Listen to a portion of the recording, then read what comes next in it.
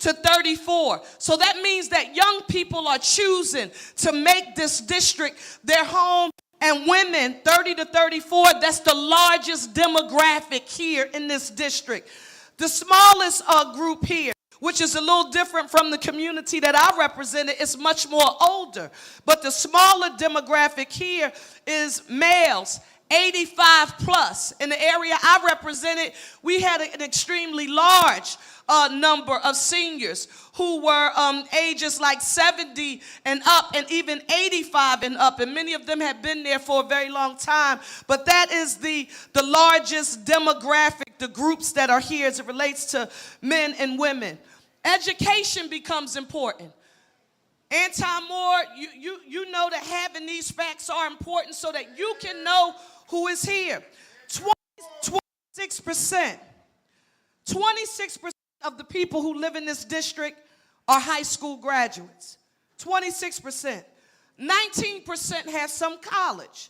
47% have a bachelor's degree, a graduate degree, or some kind of professional degree, and only 8% have no high school diploma. So what have you learned about the community that you live in? You live in a highly educated community here. You're very fortunate. Your stats are much, much higher than some other regions in the city of Philadelphia. Here's one that's extremely important to me that I am passionate about. And I am unapologetic about my focus in this area. Because when my grandparents moved, they migrated south. They lived in Richard Allen homes. For those of you who don't know what Richard Allen is, they called them homes, but they were projects later on.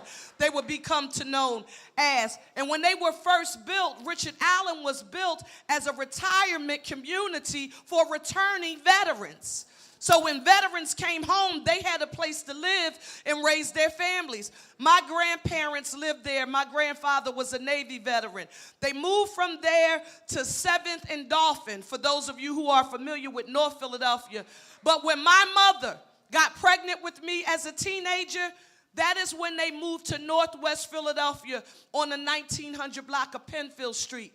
And when they moved, it was the first time that my grandmother and grandfather owned their own house. It was a super big deal to be able to own your own house. You are going to hear a lot of people share with you, and I want to admit it to you publicly so that you can say, well, you're not telling me anything, because she told us herself. I am unapologetic about trying my best to use every resource available in this city to create as many homeowners as we possibly can, because that's how you transfer wealth from one generation to another, and particularly in underserved communities and black and brown communities. Next slide, please. The ward profile. The ward profile. You're looking at this for the mighty 36th ward. Now, this is the district. What we just went over was the district. But this is an overview of the ward that you are in. Look how the median household income, it comes down only a little bit. Only a little bit. You see 30,300 folks who live there. The education stats, basically the same, but 11%. Folks who have no high school diploma. 27% who have a graduation, who are high school graduates. Some college, 22, and then 40% with a college degree. But remember, the home ownership rate in the district was 48%, 48% renters and 52% homeowners. We want to make sure, for me, that I am always trying to make sure, listen, 30,000 units of housing is what I want to see built under Parker administration. I want homes that people can own. I want homes that people can rent. I want mixed use. I want apartments. We want all kinds of houses, but I'm unapologetic about attempting to promote home ownership. And when you get over to the 36th ward, you are at 54% and 46% as it relates to renters. So even with the city, you have a higher rate of home ownership. That means wealth. here in your community. I want to find a way for us to be able to increase that. Demographic here is very much similar. 32% white, 45% black, 10% Asian, about 10% other race, and 2 or more, and then almost 10% of the Hispanic community. So now at least you know who lives here, right? You got to know your neighborhood in order to know how you want to fix challenges in your neighborhood. So you need the data and the stats. Next slide, please. Next slide, please. Next slide. All of those sheets that you just saw, they will give you an overview of all of the wards that are included in the 2nd district. All of the wards, where you live, your neighborhood. It'll give you all the specs. Now, Cherelle, when you talked about that $6.29 billion budget that you introduced to the City Council of Philadelphia and you asked them to pass that budget, what was in it? $2 billion over the next 5 years. Why did you choose 5 years? Did you just pull the 5-year number out the hat? No. The city of Philadelphia is the only county, to my knowledge, in the Commonwealth of Pennsylvania where when you pass your budget, you have to pass a balanced 5-year plan. That means the city can't say we're going to be all right just for 1 year, just this year. Let's do it for this year. We can't do that. Rob DuBois and Bob McDermott, where are you? Are you here? Stand up. Come up. I want you all to see. Just come up to the front real fast. Because it's also important to put names with faces. Rob DuBois has been the finance director for the city of Philadelphia through generations. Bob McDermott was the finance and budget director for the City Council of Philadelphia when I was a member there. These are the 2 people who every time I get one of those bright ideas in the middle of the night and I'm saying, like, listen, I want to have, twice a week trash collection and pickup in the city of Philadelphia. And y'all think, well, she said it. She's the mayor. She can do it. I call Rob DuBois and Bob McDermott and I say, this is my big, bright idea. Now tell me how I can pay for it. So give these guys who handle the money a huge round of applause. Thank you both. Thank you both so much. $2 billion. New. Coming fiscal year and includes $2 billion over the next 5 years that are new targeted investments to make Philadelphia, and you heard me mention my goals, safe, clean, green, economic opportunity for all. The people who are in the back, if anybody needs some help, make room for them, please.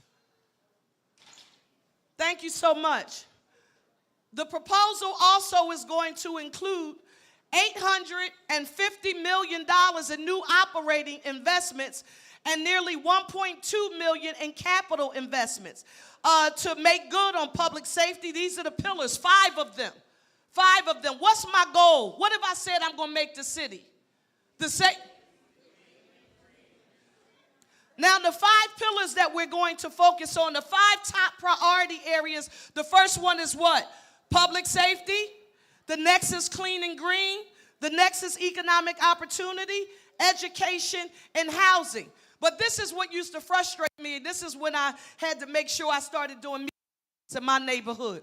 Nothing frustrates me more than when I would hear a politician stand up and they would begin to use words like the capital budget, the operating. But I said to myself, now, this is really interesting. You're using all of these terms like 5-year plan, capital budget, operating budget. If you're not elected to public office and you don't do this on a daily basis, you don't know anything about what it is that they're saying. It may sound pretty important, but it's not explaining to you how your budget is. So is it okay if I share with you what that means? All right, listen, the operating budget. That's spending on the ongoing costs of running government. What's ongoing costs? What's the number one cost? Paying salaries. That's an ongoing cost. The salaries for the people who run government, the departments that run government, the capital budget. I just drove by here. I saw there. Do y'all get excited when y'all look at that?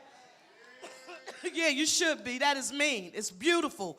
Coming into play. There would be what we would consider to be a part of our capital budget.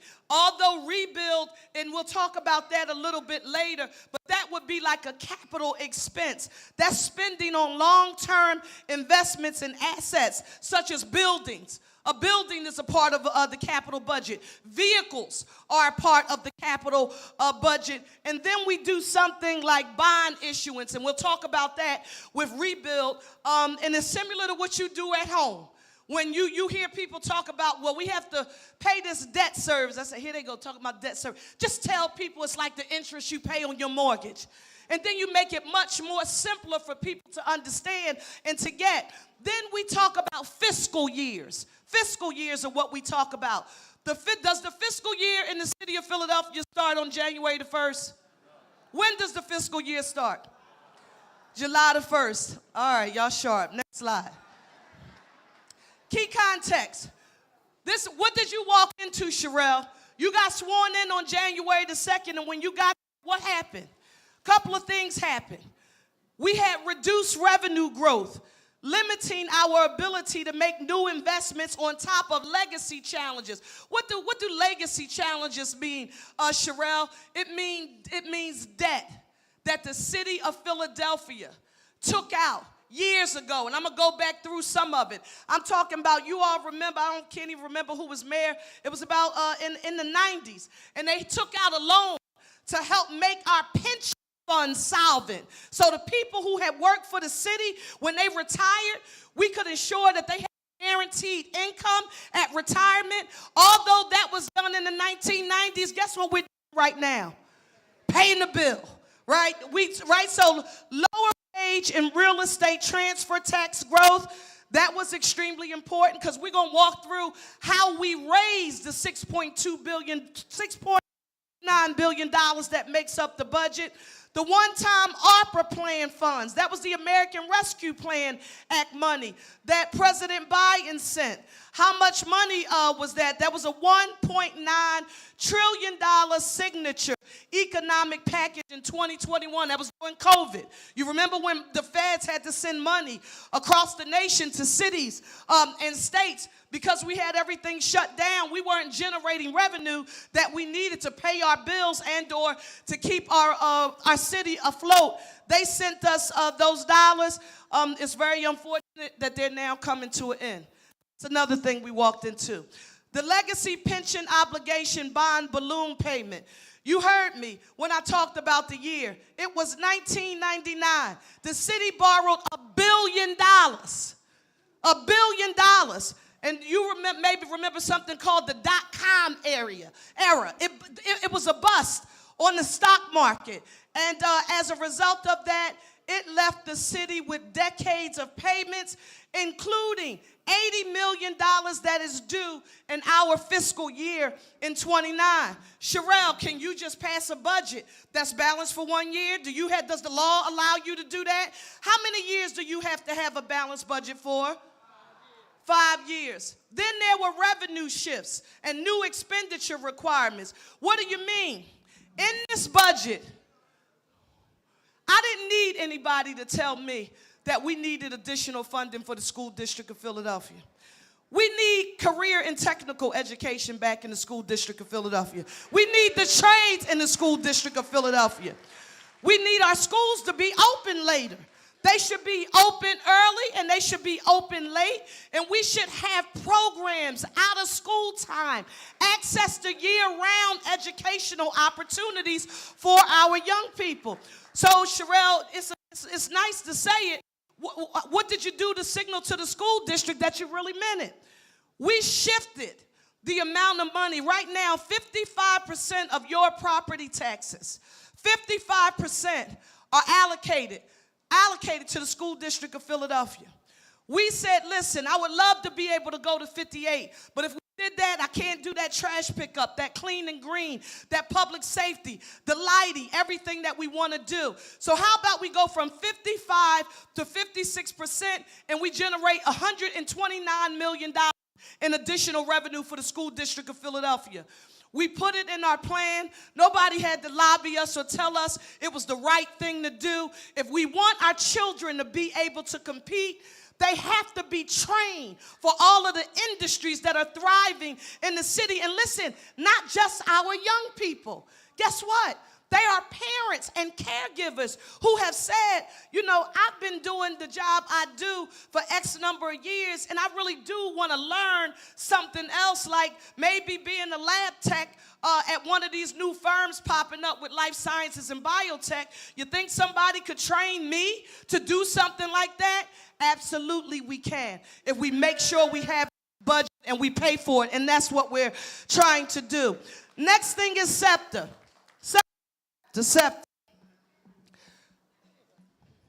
SEPTA.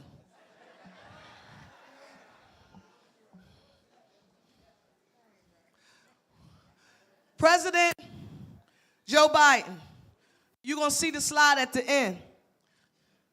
He sent $317 million to SEPTA. President Joe Biden did.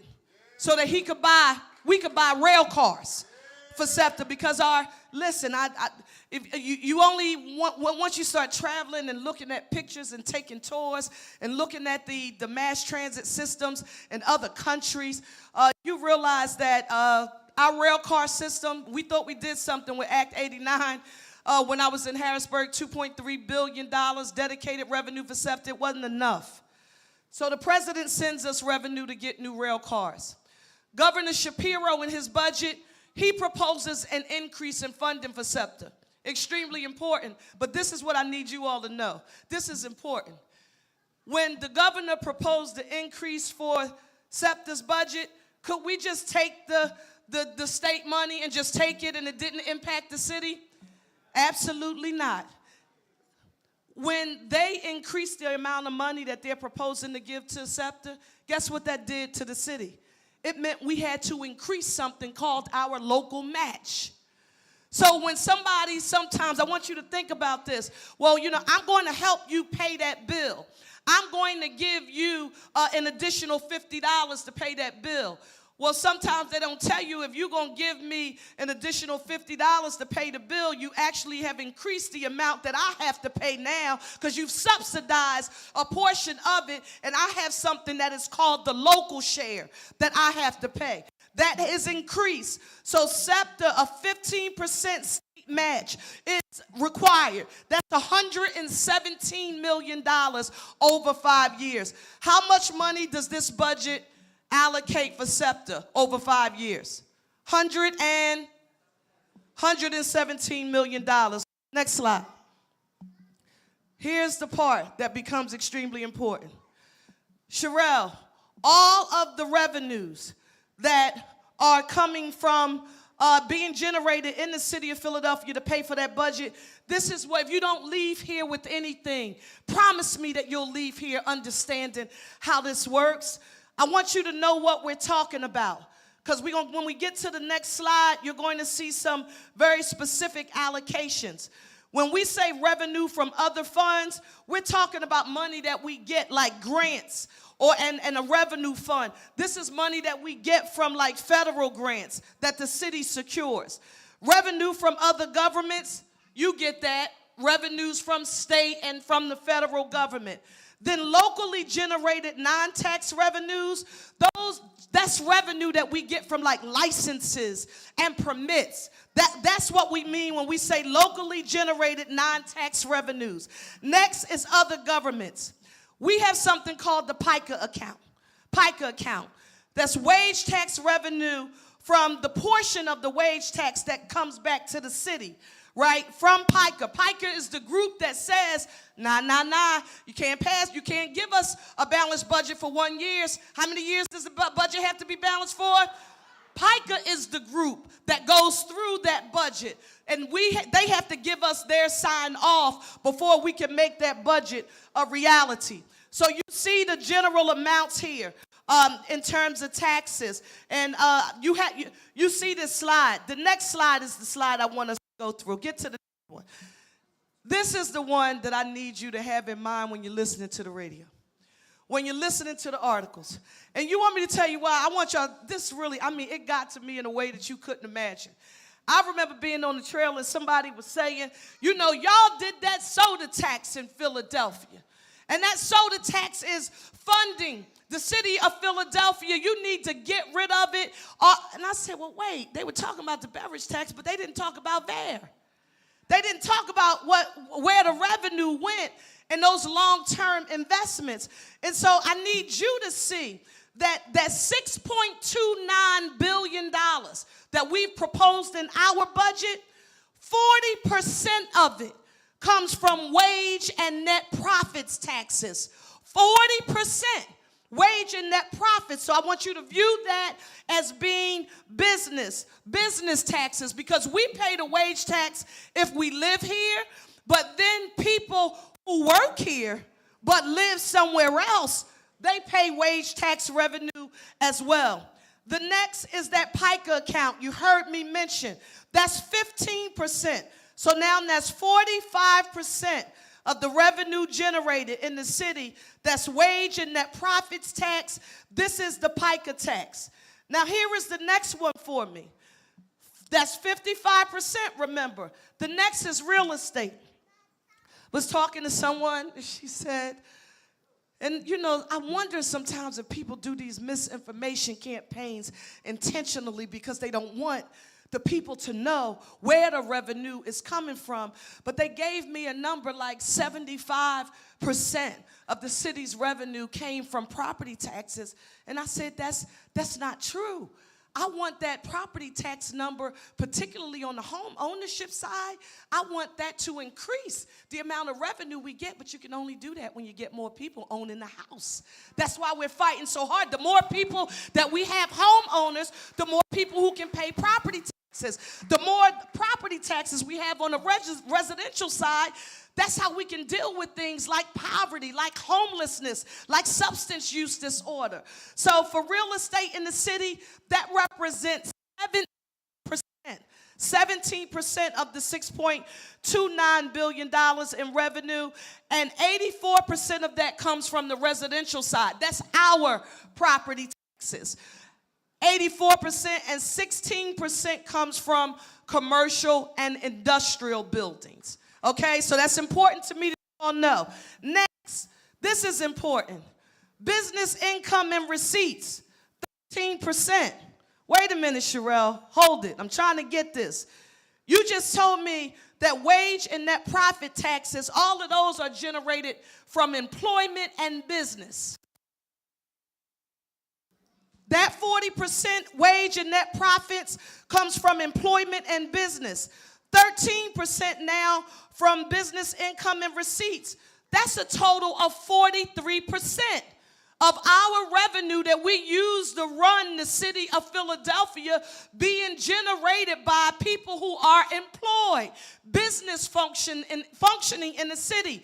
If you hear somebody standing up and telling you that we shouldn't be concerned about businesses wanting to close in the city because firms are saying, you know, and whether or not it's perceived or it's real, because we know our violent crime is going down, but how people feel about public safety matters. And who wants to open a business and or come into a city that they don't think is safe, is clean, and it is bright? So whenever you hear somebody talking about a mayor or an elected official shouldn't be concerned about business, I want you to say, well, nobody likes taxes, but if we don't have business, how are we going to generate revenue?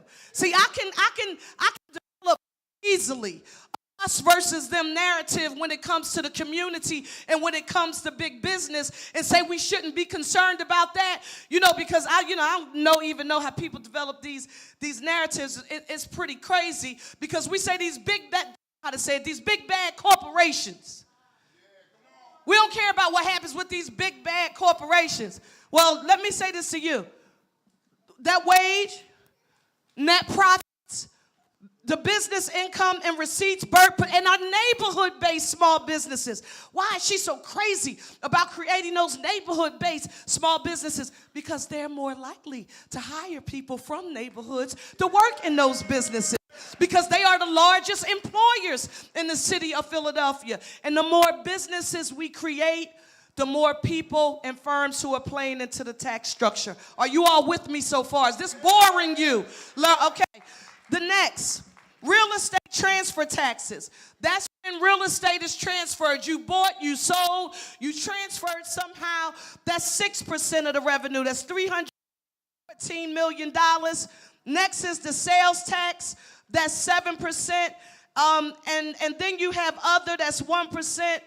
But the next time you read an article or you hear somebody on the radio talking about the beverage tax, paying for everything here in the city of Philadelphia, and there's some folks in this audience who know that this is a little personal for me because I had to deal with a narrative because I was a strong advocate for the building of recreation centers like there, when nobody knew who we were, where, or how we were going to get the revenue to do it because it wasn't in our general budget. We had to figure out a way that we could say, hey, how do we leverage the dollars that we need to improve our parks, rec centers, and our libraries, because our kids shouldn't have to go and sneak over the county line to the suburbs to go to a clean park, swim in a clean pool, or have quality amenities. When you look at this beverage tax, how many of you knew that the beverage tax represented 1%?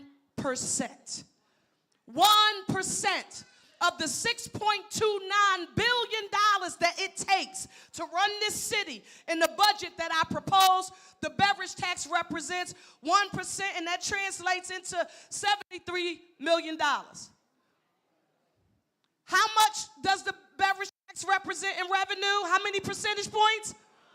When you're talking about millions of dollars, it's how many? $73 million. Does the beverage tax,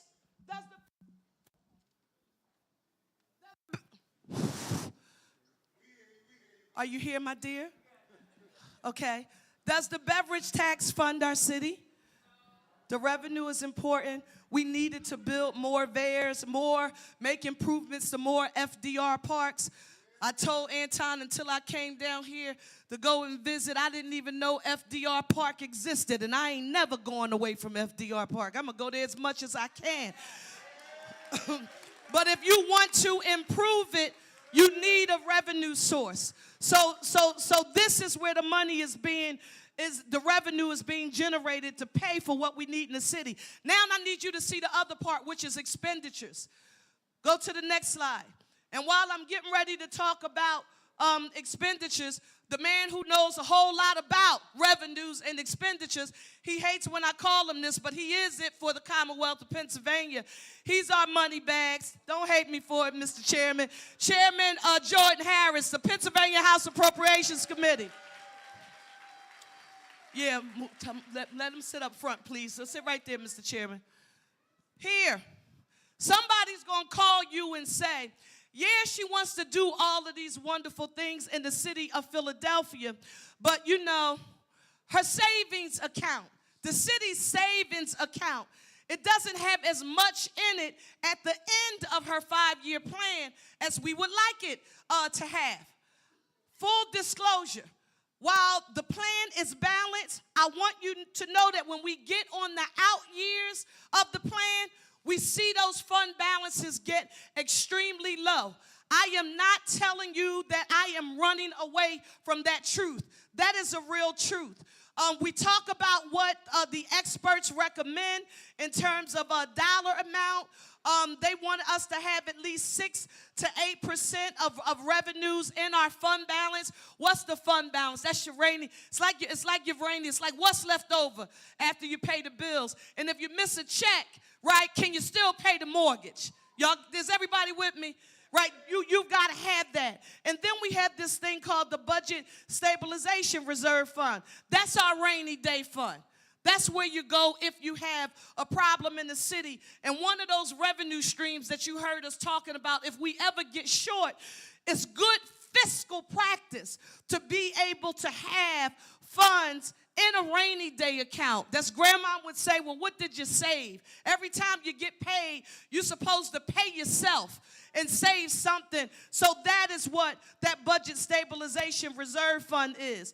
The combined rainy day fund in that fund balance for why 29 is projected to be roughly 5%. So I want to be forward with you in telling you that, yes, I'm talking about making significant investments in our city right now, and I'm going to tell you where I expect the return on the investment. That part of it doesn't worry me as much. Next slide. This is the fund balances in terms of the reserves. This is just another way of looking at it here. Next slide. Now, here are the major investments and new approaches. These are the expenditures. Cherelle, $6.29 billion. We just saw where it comes from. How is that one Philly budget that you introduced, how does it say it should be spent? Some of this is what we would call fixed costs. Guess what your fixed costs are? I'm going to give you an example. Fixed costs, the mortgage doesn't change.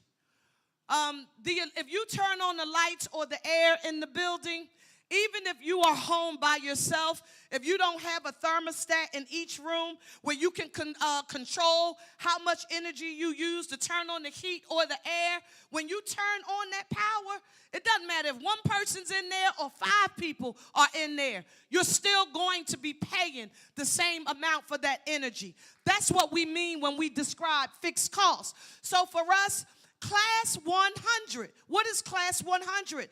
Those are salaries. Those are personal services.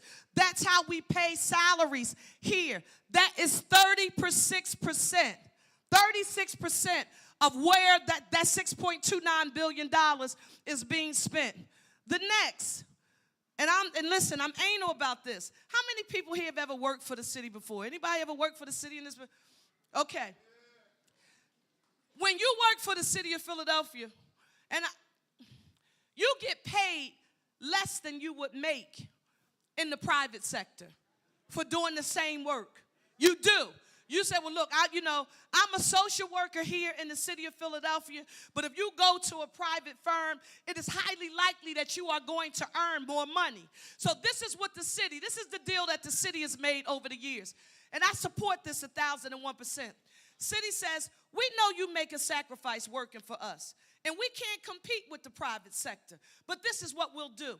We're going to give you quality health care that is unmatched anywhere in the private sector, and then we're going to do something that, quite frankly, is now basically unheard of. We're going to give you a guaranteed income for life until you die. If you retire, that means you get vested. You work for the city a certain amount of time. When you retire, we will pay you a pension. That pension that the city of Philadelphia offers its workers, it's called a DB, a defined benefit pension.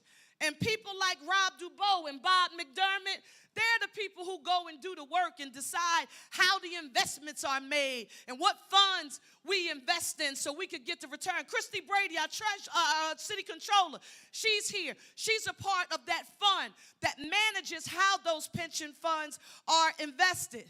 However, it's not offered solely like what we see in the public sector. Not the public, the private sector. The private sector says, we're going to give you a 401k. I'm not telling y'all I think 401ks is bad. 401ks are good retirement security measures, but who has to manage a 401k? You do. Now, I don't know about you, but I'm not an economist.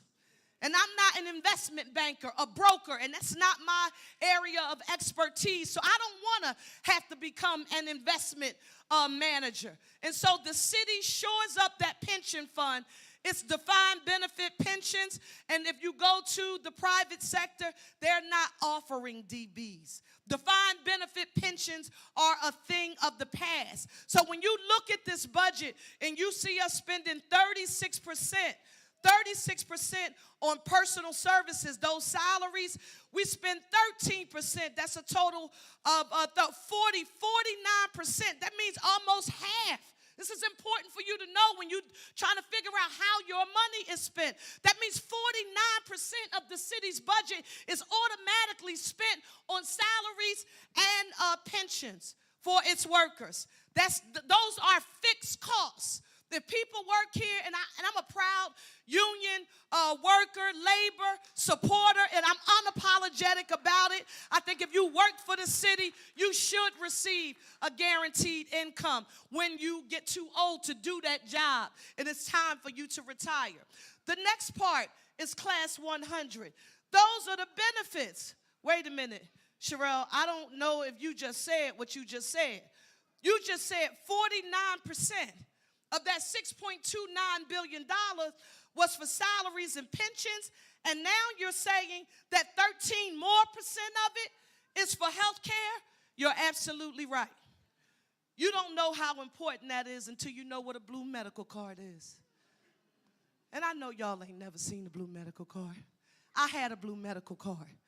I know what it's like when it dictates to you the quality of the health care that you receive based on where your health coverage comes from. Because my grandmother had to get welfare, and it wasn't like a credit card. Food stamps. I know none of you in this room have ever experienced anything like this before. But I'm talking about colored money in books. I'm talking about purple 20s, green 10s, and brown dollars, and a blue medical card. I'm talking about a subsidized block, a 5-pound block of cheese. Do you ever remember the cheese? Okay? That's where it's important that you know these things about me, because when you know where a person comes from, you understand what makes their values. Somebody back there is laughing. 5-pound block of cheese? What is she talking about? Listen, it never sliced thin, but it made the best macaroni and cheese in the whole wide world. Judge me if you want to. My grandmother made good with it. And we got the butter too. I didn't mean to do that. I'm supposed to be talking about the budget. So wait a minute, 49%, 59%, 60%, 61, 62. You just showed me that 62% of the $6.29 billion city budget that you propose is going for salaries, for pension, and health care benefits?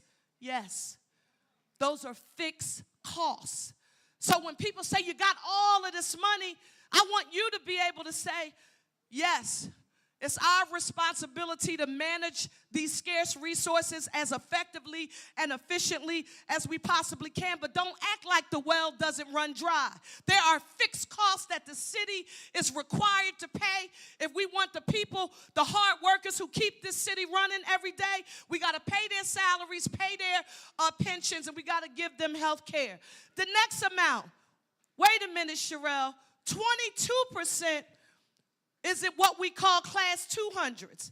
And wow, let me go back, because this is important, because I get frustrated with this part too. Those three things that I just mentioned, when you start talking about salaries, pensions, and benefits, those are what they mean when you hear them talking fancy talk, and they say Class 100 spending. They're talking about salaries, benefits, and pensions. What are those called? What kind of spending? Class what? That's Class 100. So when somebody gets fancy, and I can't wait for you to do it because it's going to happen one day. You're going to be talking to somebody in the city, and they're going to say, well, no, I think what you're talking about is we need more Class 100 spending, or this should be, and you, well, no, I know that Class 100 it's important for you to know that, okay? When we get over to Class 200, it's when we've got to go out and contract the service. That is for contractual services that we go outside of government in order to purchase. Class 200, is that for city workers? That's for when we have to do what? We have to go outside and contract services with entities, firms outside of government. That's Class 200. Well, Cherelle, what's Class 300 and 400? I see 2% of the expenditures are theirs. That's for materials and supplies. Materials and supplies. That's Class 300 and 400. Think of all of the stuff that we need in order to keep government running, and materials and supplies. That's Class 300 and 400. Now we're getting to class 500. That's 7%. What is that? Contributions, indemnities, and taxes. Guess what, y'all? City gets sued. And we got to pay. We've got to make sure that we have funds to ensure that, think of insurance, okay? When you think about indemnities. Class 700, this is that part that I told you about. When you get the loan, I don't care when you got it. If you're like me, I went to Penn. I was fortunate. I went to Lincoln, first-generation college graduate in my family. And then I went to Penn. And I say out loud all the time, I wasn't one of the fortunate Penn students where my company paid for me to go to school, or my mother or my father was able to write a check. I loaned myself out to death. I will be paying Penn student loan debt until I'm dead. That's how much I owe the University of Pennsylvania. Here, this class 700, that is debt service.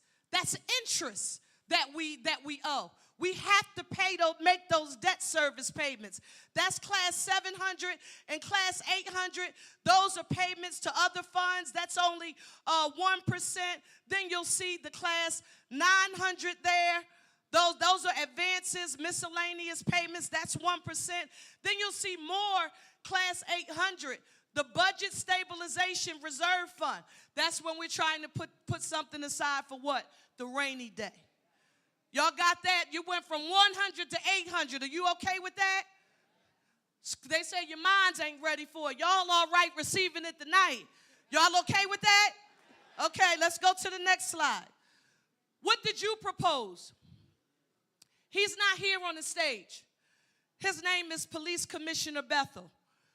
I just left him and some others. They are working on a potential response to some issues that we are facing here in the city of Philadelphia right now. When I stood up, when I was on that campaign trail, I remember people thinking that they were going to guilt me or shame me out of saying what my position was as it related to public safety. I said, you will not. And you won't change my message based on the audience.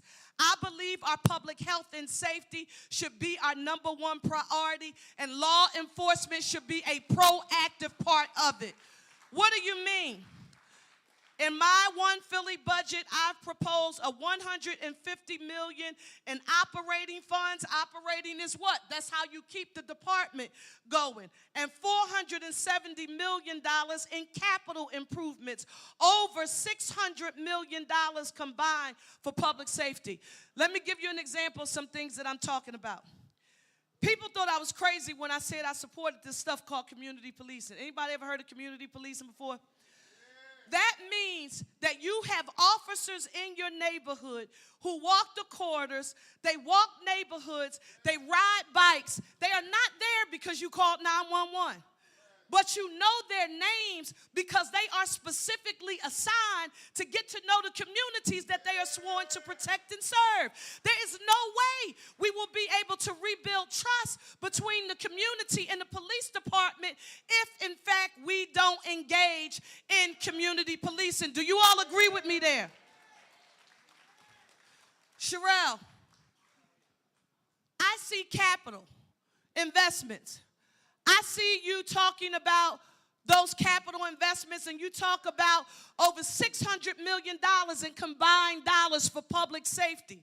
What does that mean? I said out loud in front of everybody that I want every police officer working on the streets of Philadelphia to have an active worn body camera. Every officer. If you are patrolling the streets of the city of Philadelphia, I want you to have on a body-worn camera. Appropriations Chairman Harris, you took the Pennsylvania State Police to task, but they had something when that incident occurred in the city of Philadelphia that wasn't standard operating procedure for us here in the city. Every time a Pennsylvania State Police vehicle pulls up, guess what automatically goes off in their car? They have cameras on their vehicles. So every stop that they make, good, bad, or indifferent, it is recorded. Because they had the technology in their cars. I said, I want all vehicles in the city of Philadelphia to have access to those cameras if we are going to build trust, right? Because sometimes if you like me, I'm in politics. I don't trust people. Believe me, because I done heard so many people tell you, about what they're going to do, and then it comes down to the meat of the matter, and you don't do what you said you're going to do. So instead of listening to what you say, I watch what you do. And I would prefer that what they do is recorded. Is that all right with you? Cameras, cars, cameras body worn. When you take your taser out, everything should be recorded. It's a way for us to use technology to hold officers accountable. Well, wait. How are you talking about holding officers accountable, but you said you just support community policing and public safety is your number one priority? You want me to tell you how I can do it? Because it's not either or. We deserve both of them. We deserve proactive community policing, but we also deserve zero tolerance for any misuse or abuse of authority by somebody who puts on that uniform. I've committed to doing it. I've said it out loud. I want them to have access to the technology that they need in order to protect and serve our community. And I don't care who the audience is. Sometimes you get into an audience. There was a group of people who they mounted a campaign talking about we want to defund the police.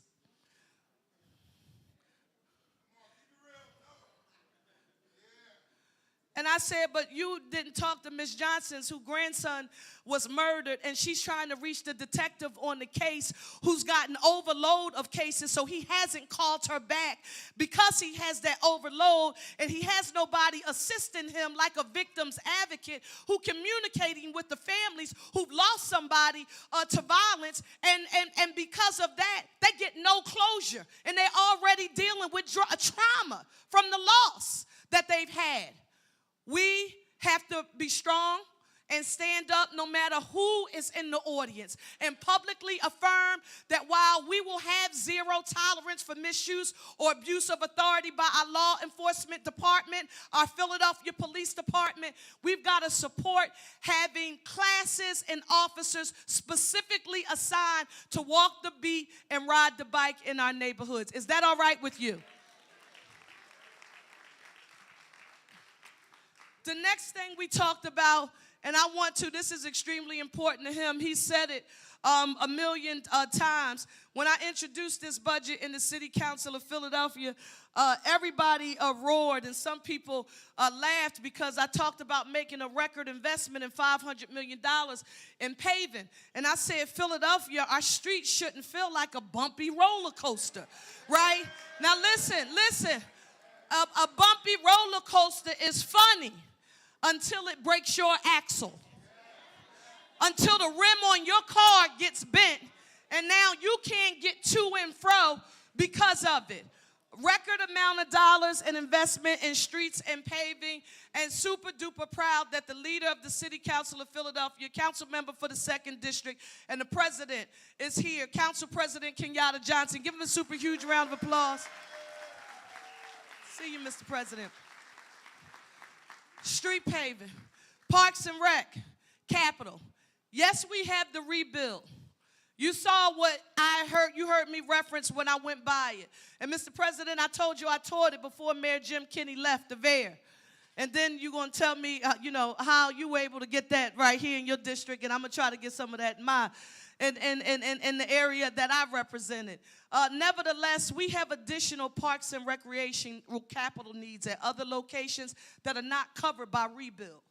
And we need to find a way to have the revenue to make those capital enhancements. What do you mean? How many times have you walked into, and we know we're an old city, right? We're the birthplace of democracy. We have an aging infrastructure. School district buildings are old. Housing stock, aside from the new stuff coming online, we have aging infrastructure because the city of Philadelphia is an old city. That means aging public amenities like parks, rec centers, and libraries. That's why rebuild was so important, and that's why that parks and recreational capital is so important. I really do mean it when you hear me say saying you shouldn't have to go to the suburbs or secretly cross the county line. How many of you here have ever heard of Cheltenham Avenue before? Cheltenham Avenue. Well, the neighborhood that I grew up in, Cheltenham Avenue runs like this. One side of the street where Cheltenham Mall is, Cedarbrook Mall, that's Montgomery County. That's Cheltenham Township. Across the street where I grew up, that's the city of Philadelphia. Simon's Recreation Center was my neighborhood recreation center growing up. But guess what? Sometimes although I went there, I'm an Oak Lane Wildcat, I was a cheerleader, we went there for practice, but we also went over to Cheltenham in Montgomery County to their parks and their rec centers. Why? Because their amenities were more modern. The parks were more cleaner. Parents sometimes thought they were safer. And what we say to ourselves is, you shouldn't have to cross the county line to get access to a quality public amenity. We should have them in neighborhoods across the city of Philadelphia. So those dollars that you see there, $152 million. This next part is near and dear to my heart. Council President Johnson and I were council members during this time. I'm looking out my window. How many of y'all know where the clothespin is? Everybody know what the clothespin is? I had my mentor's office, Marion Tascos, on the 5th floor of City Hall. When I looked out the window, I could see the clothespin. Now, if you really know the clothespin, you know that there are 2 food vendors right outside of where the clothespin is, and they've been there, I'm talking about since I was in high school. That's prime vending spot. I'm looking out of my window. A guy goes to one of the carts. I don't know what he buys, hot dog, pretzel. But you know the street is big and the light is long. But while he's walking in the middle of the street, he eats whatever it is and drops the trash in the street. Now, I'm on the 5th floor. Now, you can't open those windows. I'm looking out the window. This is what was different. I said, wait, Center City's not cleaner because people don't throw trash down here. There was a gentleman behind him. He had a clip. He was pulling a trash can. He had a dustpan and a broom. And the grabbers, the pickers, the trash that the gentleman dropped, he picked it up with his grabber. He put it in the trash and went across the street. Now, light went off in my head. I said, oh, no, I got it now. What I just saw right there, we need to show that we can do that in neighborhoods across the city of Philadelphia. That's what we have to do. But wait, how are we going to get it done? You need proof of concept.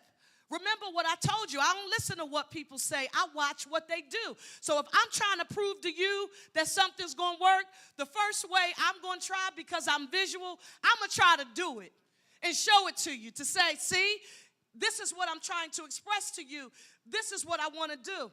I started it in the 9th Councilmatic District, and I want you to know how transparent I was with the former mayor. I said, Mr. Mayor, you need my vote for the budget, and I'm a member of this body. Well, I need a cleaning program in the 9th Councilmatic District, and I want to hire people and pay them $15 an hour who live in the neighborhood. Even folks who serve time and they're just coming back into our communities. I want to pay them $15 an hour.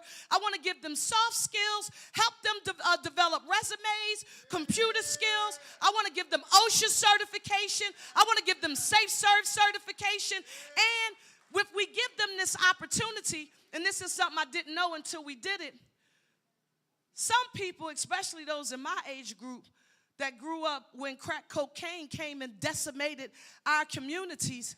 And they have been, addiction is not just in using the substance.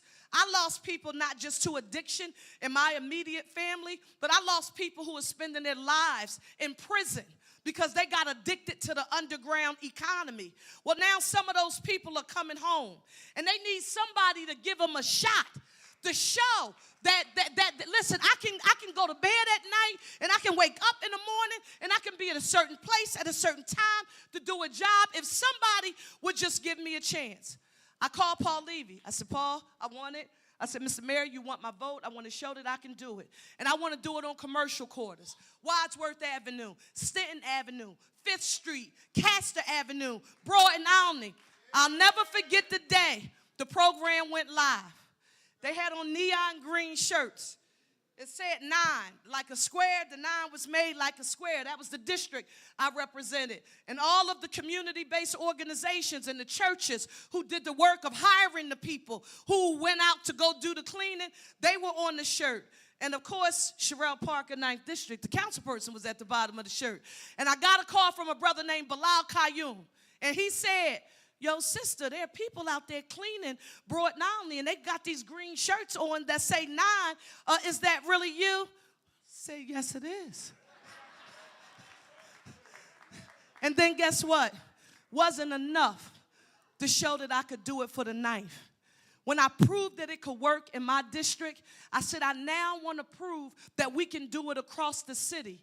I introduced a $10 million transfer ordinance to make this program called PHL, Taking Care of Business, a citywide program so that people in neighborhoods across the city could benefit. Your council member, Kenyatta Johnson, he was a supporter of that transfer ordinance. Now PHL TCB is a citywide program. What are you proposing? I want it on steroids. Every commercial quarter. I want it on residential blocks. Why are you so hooked on this clean thing?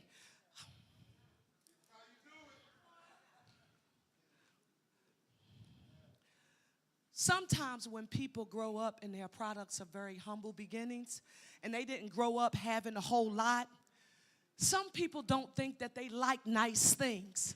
Some people don't think that they want to live in aesthetically appealing environments because you grew up in what is considered to be a low-income household and or community. Truth of the matter is, if you talk to many people who grew up like me who were poor and had that subsidized trees, we didn't know we were poor until we learned how poverty was defined when we got older because we made do with what we have. The point of the matter is just because you grow up in or you live in a low to moderate income community, it does not mean that you don't want to live on a clean block and have clean streets and want to have nice things. That's why I want to do this across the city of Philadelphia. School district support, I talked about that. The additional $129 million. One of the things I didn't mention to you is that we want a partnership with the School District of Philadelphia and Community College. Every industry that's thriving in the city of Philadelphia, I want there to be one point of entry.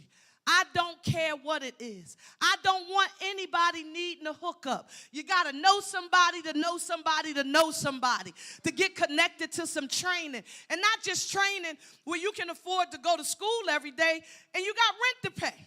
You got children you have to feed. Our model is called Earn While You Learn, and that is what we mean when we talk about workforce development and access to quality education for everybody, not just our children. I talked about the 15% for SEPTA. The final piece, and this is extremely important, and I need you to hear it from me. You've heard me talk a lot about Kensington. The opioid crisis. Community's been suffering in a way that some people could never imagine for years. You heard me mention that I grew up during the crack cocaine epidemic. My really proud blue-collar, working-class community, I saw it basically almost get destroyed by what crack cocaine did in the community. During that time, I don't remember anybody advocating for a safe crack house to help people get off of crack. If you've ever talked to anybody who's ever loved somebody who's been addicted, and I ain't talking about a white paper. I ain't talking about research. I'm talking about when you're a child and you see people in your family who are suffering from something that you can't change and you can't stop them and you want nothing to do but to help them get over it and you can't. A safe place to do the drug, being given access to the tools that they need to do the drug, that is not what they will tell you that helps them get through it. If you know, that's not for applause. This is it. This is it. If you really know it, and I can tell when I'm talking to somebody who's loved somebody who's been in addiction. If you have, they are triggered by people, places, and things.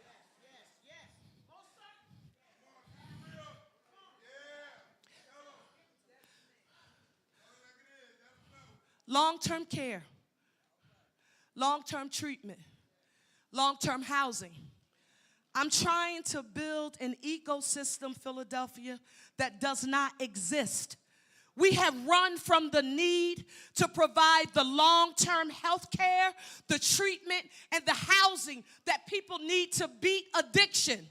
See, when you plan for poor people, sometimes the benefit is in the treatment.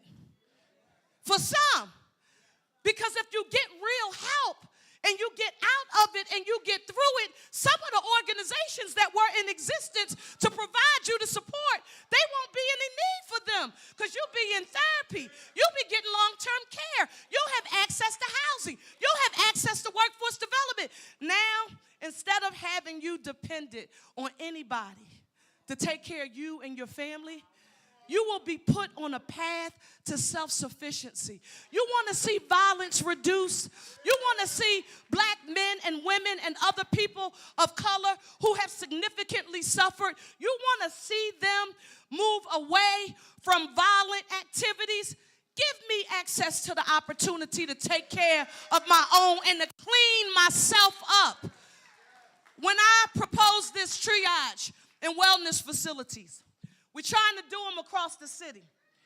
I knew that some people were going to say, Director Teal, where are you? Where are you, Teal? Raise your stand up. This is Managing Director Adam Teal. Give me a huge round of applause. Remember, I'm the mayor. I don't do it by myself. He's the one. He's the sign. He's the sign to make sure we get this implemented. We have some facilities that the city owns, and we're going to do our best to work with existing partners. But I knew we would have a whole lot of NIMBY when you think about what's happening in Kensington. Nobody wants to see what's happening there move into their community. That's why people raise hell when this concept of a safe injection site that I wholeheartedly fought against, and they weren't even proposing it for my area, but philosophically I believe people in addiction need long-term care, treatment, and housing, and that is my personal, real-life lived experience rationale, but I believe in treatment. And I want to build it out. That $100 million will help us build out facilities that will give people access to long-term care, long-term treatment, long-term housing. Listen, you're going to see some people protest against me. You're going to see some people sue me. They're going to sue the city of Philadelphia. You're going to see them.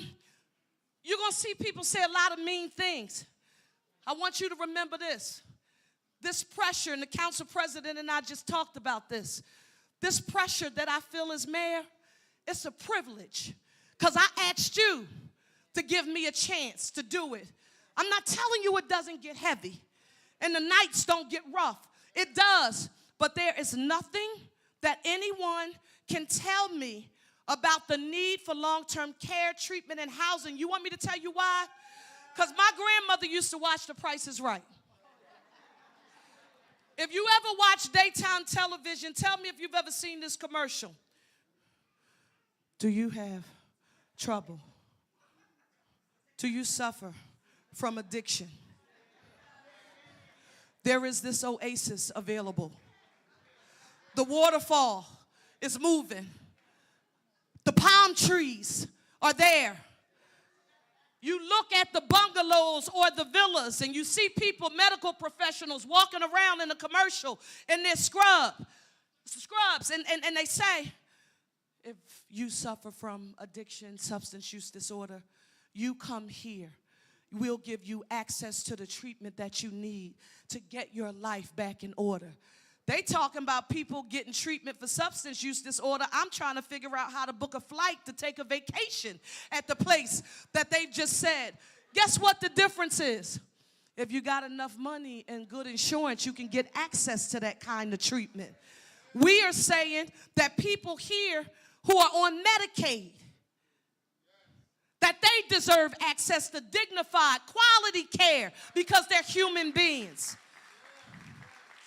See, listen, and I'm getting ready to call some people out, especially with something Teal and I just witnessed with what we're doing right now. The same people who put their fists in the air yelling a few years ago that Black Lives Matter, I'm going to call them out.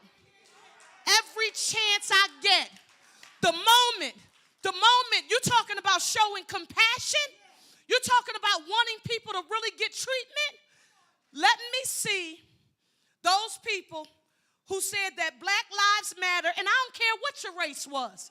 This ain't no black-white thing that I'm talking about.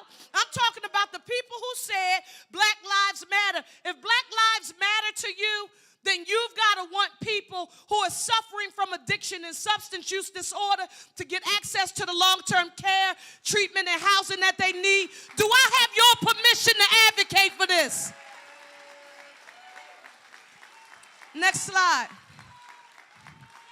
Public safety, next slide.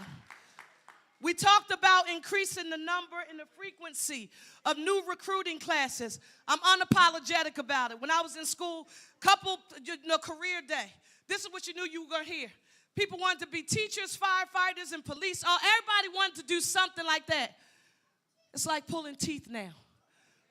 If we want to diversify the police department, we've got to work on getting people in our community to want to do it and protect and serve. And we got to train them because you can make a good living. And it's honorable work. We're working on getting new classes, new training for community policing. Remember what I said. Somebody thought they were saying something slick to me the other day. Or one of the keyboard warriors must have said something like, called me Frank Rizzo or something like that. I'm glad my grandmother gave me strong skin. You won't get me to move on public safety, because we can do both. Zero tolerance for any misuse or abuse of authority. You will get fired if the investigation affirms that you have misused your power and authority as a law enforcement officer in the city of Philadelphia. But as mayor, I will support the men and women who put their lives on the line in police, in fire, in corrections on a daily basis to do their work. And I don't apologize to anybody about that. Hiring additional victims advocates. Passionate. Council President Kenyatta Johnson, he created the Office of the Victims Advocate for the city of Philadelphia. Give him a round of applause for that. We didn't have one before his leadership. Finally, don't think this one wasn't coming. Addressing crimes against property and quality of life offenses. Extremely important for me. I remember they tried to characterize this because in the neighborhood that I grew up in, we had this philosophy that if a house was vacant and the windows were broken, you had to get it boarded up as soon as possible. That was our goal, to try to get it boarded up as a community. If there was graffiti anywhere on a building, a pole, or a mailbox, we tried to have a crew of people who would go out and clean it up because we wanted to address it as soon as it happened. And some people told us that wasn't the key to what helped to keep my community stable. That's what I call people engaging in I know what's best for you's people policy making.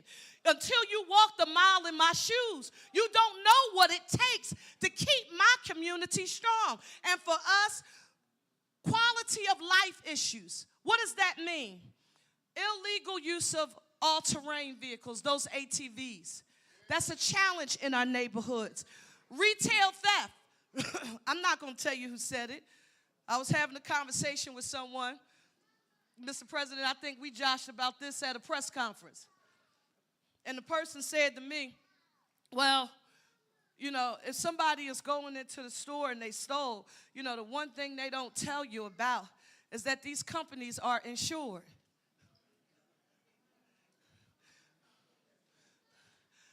These companies are insured. Y'all remember I showed y'all where the revenue comes from, all the business taxes, right? So wait, you're telling me if every time somebody steals out the store or there's a certain amount, I should just report it to my insurance company if I own the business? Now, I want you to just think about this in just regular basic terms, especially if you own the house. If you own the house, you have to have what? Homeowner's insurance. If there's a major catastrophe in your house, You can then go and take revenue out of your homeowner insurance policy, and it will cover if it's a major flood in your house or something happens. But as soon as you have to utilize your homeowner's insurance to fix something in your house, what happens to your homeowner's insurance? It goes up. So wait a minute. If I run the business, and I always go back to the 3-4 black women boutique owners on Germantown Avenue. That's where I shop. If I let you go in there and steal $499 worth of merchandise every day and say that there is nothing that will happen to you, do you think those black women boutique business owners will remain open? They would not be able to survive it. Also for businesses, they begin to quantify how much their insurance premiums will go up. And then they do a cost-benefit analysis, and they say, is it worth it to even be doing business in the city of Philadelphia? And then nobody will say a thing, and all of a sudden, you start seeing these stores close, and they're not there. You can't be the mayor of the city of Philadelphia and not think about the impact that retail theft has on the business community here in our city, especially when we need to grow more small businesses and we need to grow our overall economy. The next is the nuisance businesses. We have a Kensington caucus. Council members Lozada, Driscoll, Harity, and Squilla. And one of the pieces of legislation they proffered is you can't be open doing business all night long on the commercial corridor there. And I immediately heard some people, usually not out loud, usually on social media, talking about how that was unfair. Unfair when somebody keeps a business open 24 hours a day in your neighborhood, and they keep 10 bags of potato chips and 10 sodas, and they call themselves a business, and you act like they really doing business in your neighborhood. If you grew up where I come from, you understand that no business is really taking place. It's a shell for other activity that is taking place, and I commend the Kensington caucus for standing up and advocating for that. The next is the revamped CompStat. What does CompStat mean? CompStat is just a tool now that the police department uses where every captain has to come together to give you stats about what's happening, updates on what's happening in their areas. Well, I said if I win, I'm going to have Philly stat. I want every city department to tell us how that department is making the city of Philadelphia safer, cleaner, greener, and giving us economic opportunity for all, so we can connect the work and be held accountable for the work, so that when I see you and you say, how are you making it cleaner, I should have a menu of options of things that we are doing in neighborhoods across the city so I can be held accountable to you. So that's what that would do. Open air drug markets. We talk about a multi-phase initiative, but Kensington is not alone. Even when we talk about addiction, this is a real painful part for me. Do you know that we have more overdoses and deaths occurring individually in people's houses? If you know somebody who's just saying, oh, I go to John to buy 7 pills a day. I just take one a night to go to sleep. And because the doctor won't prescribe it or my insurance won't cover it, it's poison. They need assistance. We want you to be able to reach out to us to get people who you know and love to get them assistance. You heard me talk about long-term care, treatment, and housing. Next slide. Clean and green, go ahead. We talked about residential cleaning. We are going to do it. We're going to increase trash pickup for some people. They're going to have twice a week. Twice a week trash pickup in some neighborhoods. Where will this be, Cherelle Parker? It will be in neighborhoods, particularly those where they have high volumes of trash and they have a very limited place to store the trash. What do you mean? Some of you all are fortunate to live in places and spaces where you have a driveway or you have a backyard. Well, if you have a party or you collect more trash than usual, you can just store it in the back of your house. You don't know how many people in the city of Philadelphia don't have that luxury. And in neighborhoods where that is the case, that's where we see high contents of litter and trash. We want to provide supports for them. You heard me talk about PHLTCB. Here's the twice weekly trash collection in areas with the most challenging trash and litter, the quality of life issues, and you're going to pay if we catch you illegally dumping. Now, I've got something to tell y'all somebody going to get mad at. I learned this when I was in city council. All the people doing the illegal dumping are not contractors coming from the suburbs.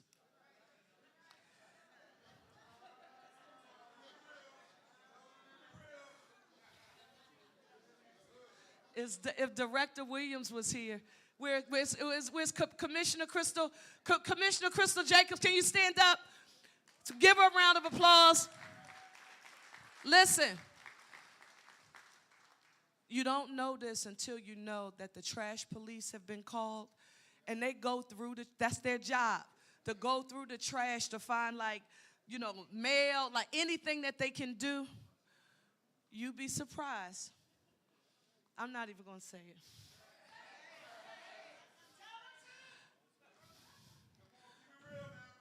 You'd be surprised how many people will engage in illegal dumping because they want simply to get the trash out of their houses, but they don't have a place to store it.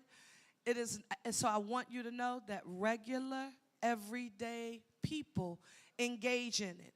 When I was younger, you know what it looked like? We would get finished eating our crabs after the fish man would come down the block, and we would put newspaper out. And then after you get finished, you wrap it up, and all of a sudden, it was disappeared. But you saw somebody walk to the corner of the block, and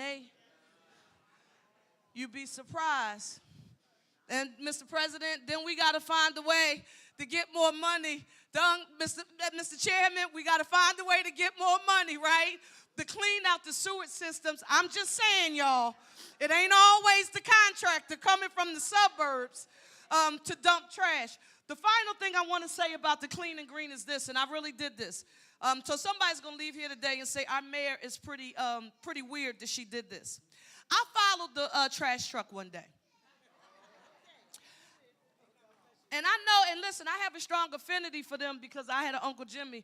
He passed before I was born, but whenever Mommy and Daddy talked about Jimmy, it was a sense of pride because Jimmy was a trash man. Jimmy had a good city job, so I have a strong affinity for sanitation workers. And I followed them one day up in Chestnut Hill because I said, I want to know, what are they doing up here that's different than what's happening in other neighborhoods? Is it a special way that they pick the bags up? I mean, are they more careful here than they are? Like, is it a different recipe in this area? Y'all know I'm weird because you got to be crazy to think about what I'm getting ready to tell you. Guess where I noticed there was an equity challenge? The people in Chestnut Hill. How many of you have ever gone to Home Depot to get something called, or Lowe's to get something called contractor bags? Everybody know what contractor? I use my contractor bags for special occasions only. They are $20-something a box. They are very, very expensive, but they are very, very thick. They're very thick. Well, I'm watching them pick up the trash.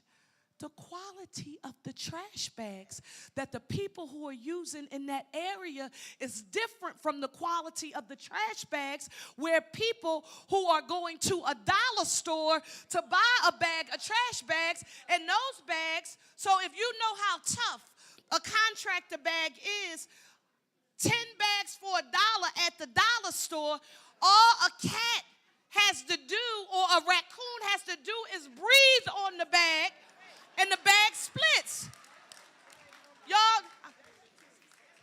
Y'all think I'm crazy because I think about stuff like this, right? So in my mind, listen. In my mind, I say to myself, well, what if the city of Philadelphia found a way to develop a working relationship with the philanthropic community and or the private sector community in those areas right there where we're talking about piloting twice weekly trash collection. Because more trash is collected there, what if we were able to put 3 to 5 contractor bags on each of those doors every time they picked up trash, so now the people in that community have access to more bags? Y'all think that's a stupid solution, don't you? You got to think about the practical way. And guess what? Somebody said to me, now you being naive, because you act like you don't know it's not going to be 5 bags for $10. Yes, somebody's going to try to game the system. But guess what? There's also going to be some people like my grandmother and my grandfather. And if somebody was leaving 5 contractor bags or 3 bags every week to help my grandmother and my grandfather, I can hear mommy now. Lefty, go on down there and get the contractor bags. So some people are going to get them and they are going to use them. While I'm joshing and I'm making light of this thought and this idea, but I'm telling you it's very practical and simple ways of thinking that if you really know your people and you know the ground, you will come up with tangible solutions that could help people. Do I have your permission to explore that as a potential option? Okay, go to the next one. Spark, economic opportunity. I didn't believe it when they told me that Philadelphia was only second to Boston in the growth of this thing called life sciences and biotech. What do you mean? They're using this stuff called cell and gene therapy to come up with ways to fight cancer, to help people. Well, I'm talking about innovative research, and we have the best research institutions anywhere in the nation, right here in the city of Philadelphia. This company, Spark, is one of the fastest growing in the city. How many of y'all knew the people that came up with the COVID vaccine were from the city of Philadelphia and the University of Pennsylvania? That vaccine was produced through research that was conducted right here in the city of Philadelphia at our University of Pennsylvania. And it's firms like this Spark Therapeutics that are doing it. Now, next slide, please. I said this is good, but it's only good if everybody gets access to the training and the skills that you need if you want to enter into the field. I'm not saying we're all going to be medical doctors and we're going to be, medical researchers, but if there's a way we could use WISTAR, West Philadelphia Skills Initiative, and many other programs that train people to become lab techs, they can make $50,000 to $60,000 to $70,000 a year, get access to a 401k, health care, and listen, I would have never asked for this in high school, stock options. We need the training. That's where this $10 million new investment in workforce development, employer partnerships, apprenticeships. You heard me mention the building trades and career technical education. I'm going to be paying pen until I die, but not everybody else wants to. So what about the people who say, I don't want to go to college? Guess who artificial intelligence is never going to put out of business? The plumber. AI is never going to be able to do the plumber's job. I'll introduce you to a plumber right now who, if they don't already they have a capacity to make double the income of a first-year medical doctor. You'll never take the plumber out of business. Guess who's not becoming plumbers? We've got to train electricians, operating engineers, laborers, carpenters. Anton, thank you, because you're training carpenters. Thank you. We've got to build that in the school district. And guess what? You don't know what you can and can't do until you get access to the opportunity to do it. How do you know? I had wood shop, and I had a metal shop. I had typing, and I had home ec. We had to bend the metal in the metal shop to make the napkin holder. Mine leaned. My grandmother put it on the table anyway. But guess what I learned? I wasn't good at bending metal. So I know that that's not an industry that I would be in. But I only know because I had access to the opportunity in order to do it. We want to do that there. Partnership with the building trade. Schools need to be rebuilt. We want to train our young people to do it. PHL open for business. We talked about that. Diverse businesses, building infrastructure for collaboration. I joshed when he walked in the door. And I called him, that's our Mr. Moneybags. I see he's the chairman of the Appropriations Committee in the House. This is what I want you to know. Commonwealth of Pennsylvania's budget, well, you now, we had 40, they had $48 billion. Council President Johnson and I, we did, you say $48 billion? Our whole budget in the city of Philadelphia that I produce is what? $6.29 billion for the city. If you think the city of Philadelphia can function without having a strong partnership with our state legislative leaders in the House and in the Senate, you don't know anything about how government works. When people say you can do it on your own, we can't do anything without the General Assembly. We have Joanna McClinton as our Speaker in the House. We have Jordan Harris as our Appropriations Chair. And we have Vincent Hughes as our Appropriations Chair in the Senate.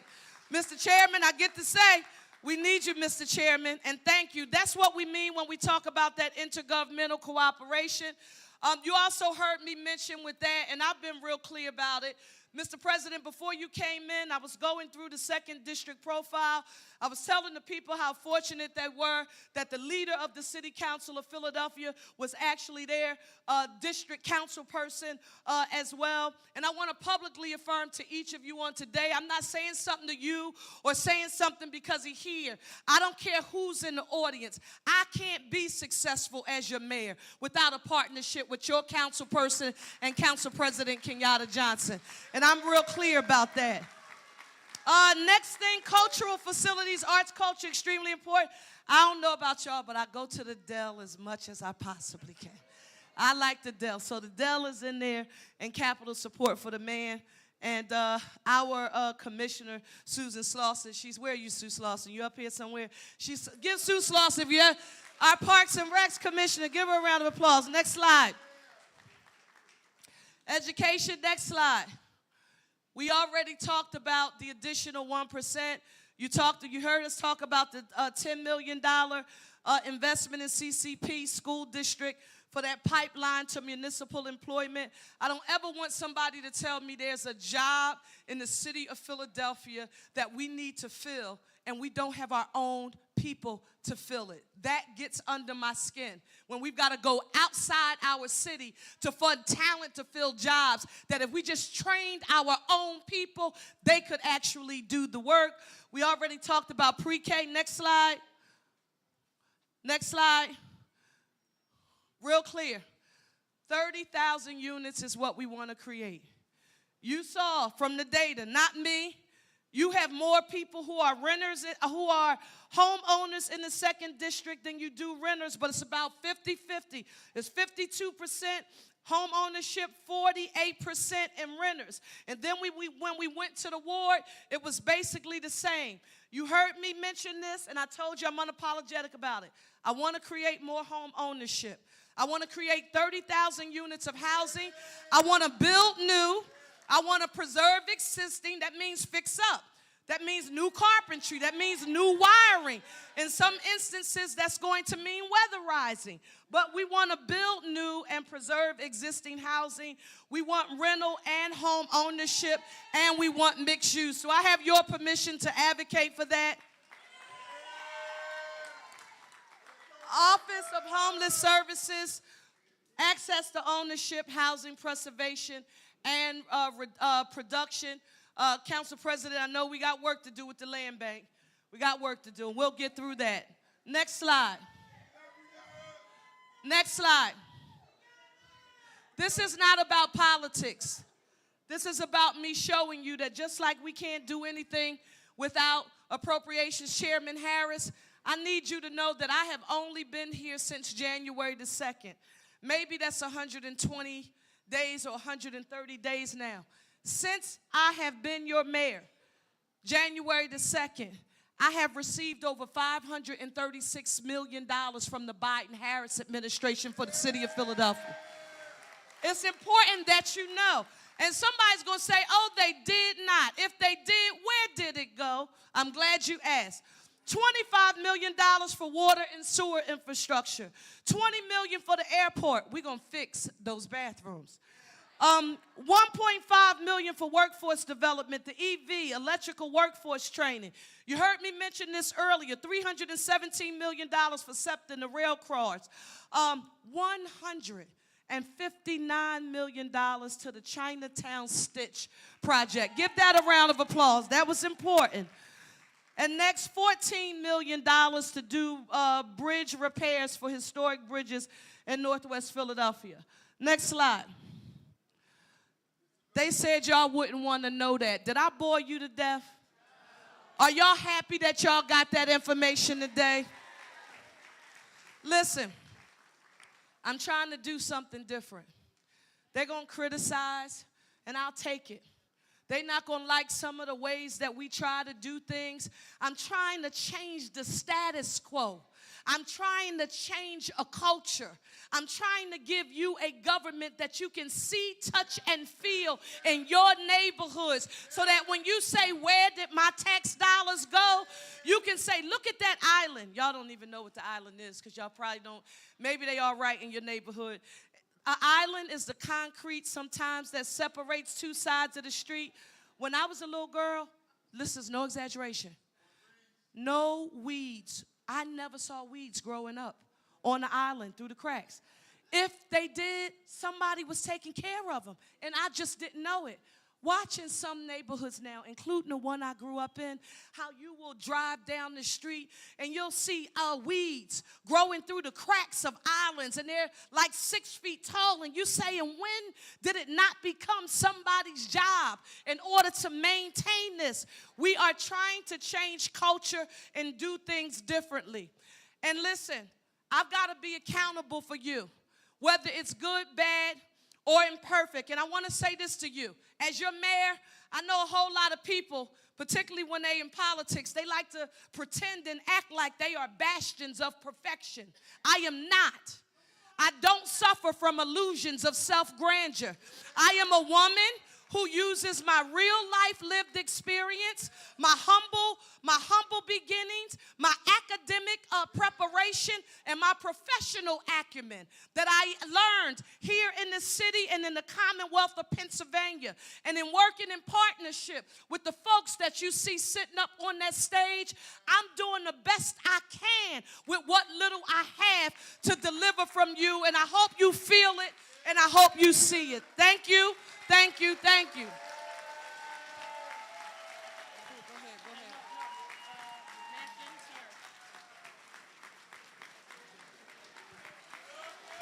And I'm hot flashing at the same time. Every question that was asked, my team, you remember, you wrote your names and your addresses on the back. Every question that was submitted to us, we're going to make sure that we answer in writing to you. But apparently there are a few people here who said you have to say this out loud. They said it is unsafe from Point Breeze and Federal to Point Breeze and Reed. There are open drug sales, which is making it unsafe for the seniors. Something needs to be done. It's right down the street from the police station. They don't respect the police. It's trash all over the streets. Deputy Commissioner Stanford, did I see you come in? Good evening, Madam Mayor. Good evening. So as far as the the complaints, if there's a person that's here and you have something related to narcotics or anything like that, please, stop one of the personnel in the back to give a specific location. As far as that information, I'll make sure that is transferred to the divisional inspector, who is back in the back, Jamil Taylor. He's from South Philadelphia, and so when we made the decision, he actually requested to come back to South Philadelphia to have a personal impact on this neighborhood and this area, and so he is back in the helm over South Division, and so I will make sure he has that information to transfer to the district commander to address. Thank you, Deputy Commissioner Stanford. Clean and green. Someone needed to help clean the alley between 1600 South 24th Street area from 24th and Tasker to 24th and Morris Street. We'll come out to help clean it. The neighbors will need the city to send a trash truck to pick up the trash left after it is clean. We got you, and Commissioner Jacobs is here, so we hear you. We have that on the record. Does your organization have a strategy to assist with real support to award the people in this community to get the opportunity to be able to impact our people in giving us real growth, financial opportunities to be better? I don't know who,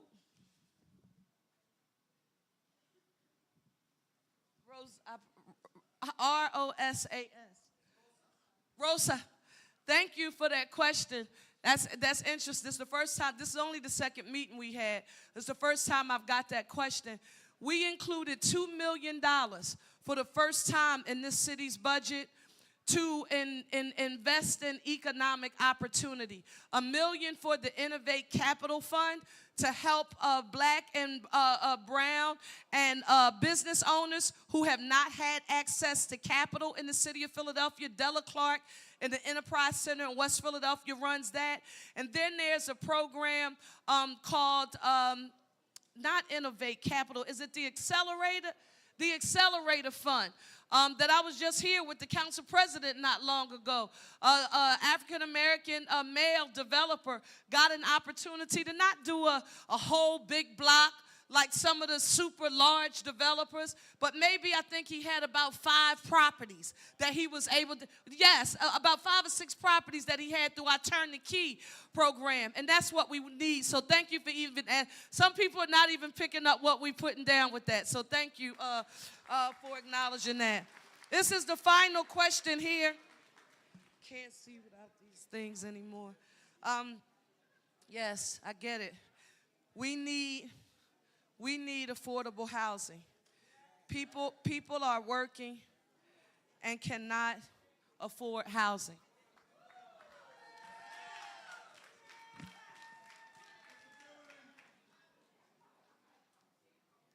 Car, wherever you are, the Carr family, I got you and we hear you. We talked about 30,000 units. Remember, home ownership, rental, building of new, preservation of existing, affordable, mixed use, market rate, everything. And so nothing is off the table. We're going to count everything that we can. If you gave me a card with a question and you put your name and address on the back of our card, we are going to make sure that we answer every question that you have given us. Can I say thank you to you for believing in me and coming tonight? I'm grateful to you. I'm grateful that you came out. And remember, these budget briefings and town halls are what I did in the district that I represented. When I said I wanted to do this all over the city of Philadelphia if I became mayor, a whole lot of people laughed at me because they said the community doesn't want to know all of those details. And I said I believe they do. And today, you all proved me right. And I want you to know I'm grateful. Thank you so much for coming out.